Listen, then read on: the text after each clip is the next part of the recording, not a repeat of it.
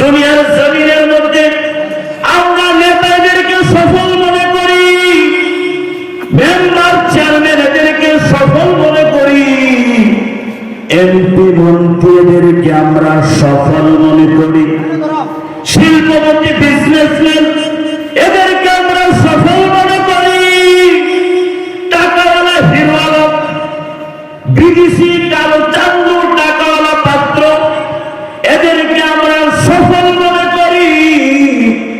আল্লাহ বলতেছেন গোলাম, ও গোলাম, না না না না, এরা সফল নয়। সফল কারা? শুনো শুনো, قد أفلح المؤمنون।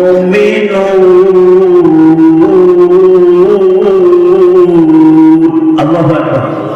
মুমিনরাই সফল।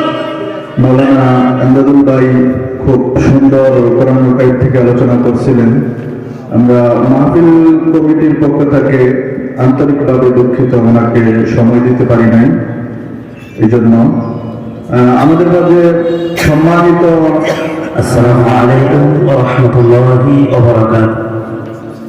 সকলে দুরূদ ইব্রাহিম বলে আল্লাহুম্মা সাল্লি আলা মুহাম্মাদ ওয়া আলা আলি মুহাম্মাদ কামা সাল্লাইতা আলা ইব্রাহিম ওয়া আলা আলি ইব্রাহিম ইন্নাকা হামিদুম মাজিদ।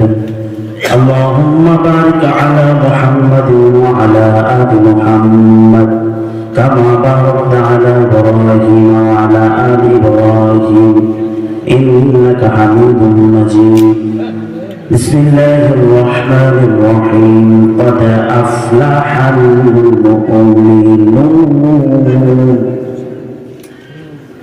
قال الله تعالى يا أيها الناس إنا خلقناكم من ذكر وأنثى وجعلناكم شعوبا وقبائل لتعارفوا إن أكرمكم عند الله أتقاكم إن الله عليم خبير.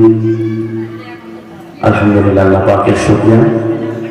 আমি ইতিপূর্বে কোরআনে কারীম থেকে কালামে পাকের 49 নং সূরা সূরা হুজুরাত, এই সূরার 13 নং আয়াতের কালিমা তেলাওয়াত করেছি এবং সূরাতুল মুমিনুনের 1 নং আয়াতের অংশ তেলাওয়াত করেছি।